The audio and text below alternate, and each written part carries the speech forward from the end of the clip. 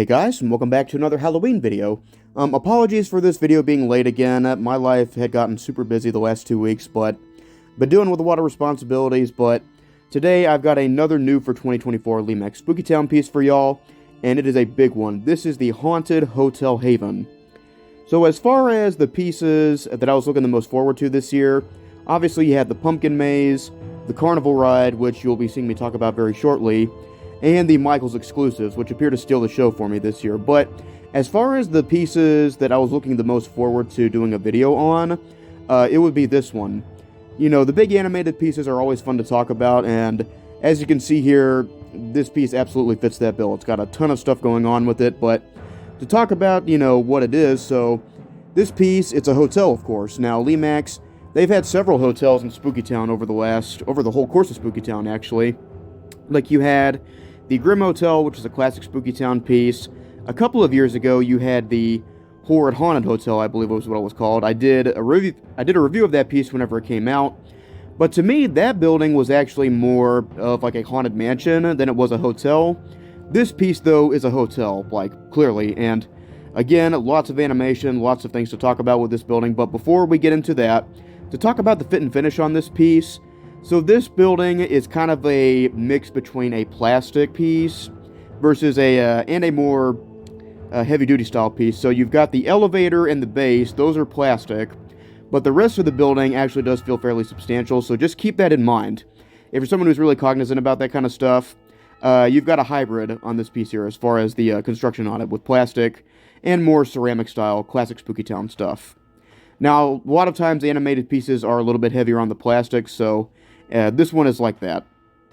So to talk about the animation, let's actually get into all of the nitty-gritty of what all's going on here. So for animation here, you've got these guys at the bottom here who circle through the building. Now, this is a very common piece of animation that Lemax uses, where you have the guys that are going through the building that circle around, and you can see they're all themed different characters, and even have some luggage carts.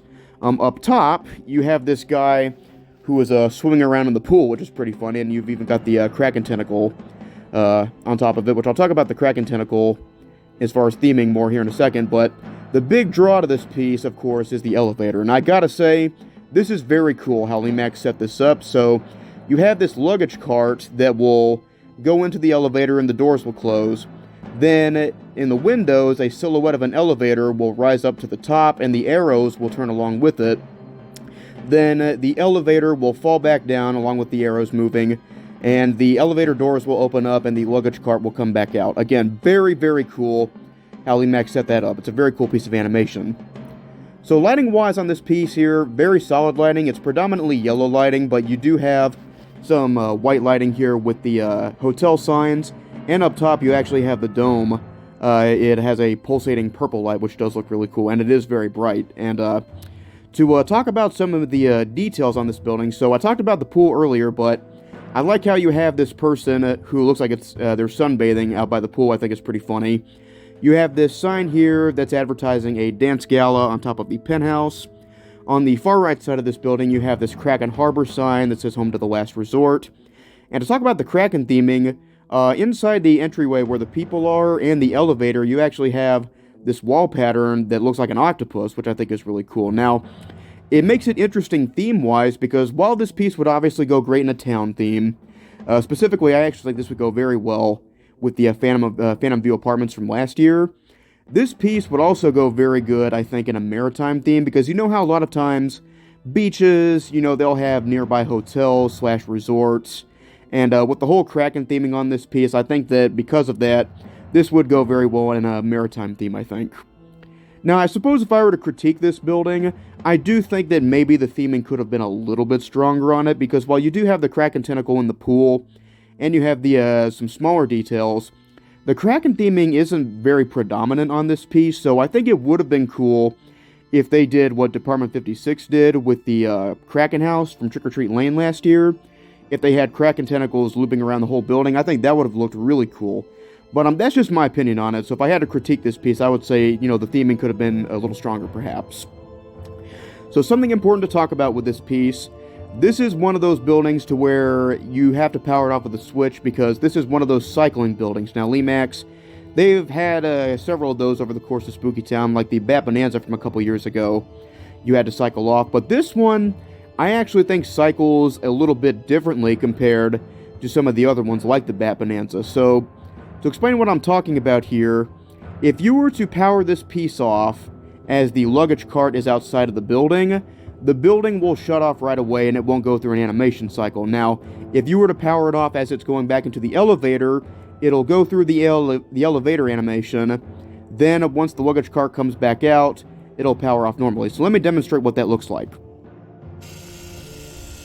Alright guys, so let me demonstrate how this piece cycles off here. So, like I said, if you were to power this piece off as the luggage carrier is in the set position, the building will turn off right away. But, let's turn it back on here. If you were to switch it off as the elevator is coming back into the window, or not the window, sorry, the elevator,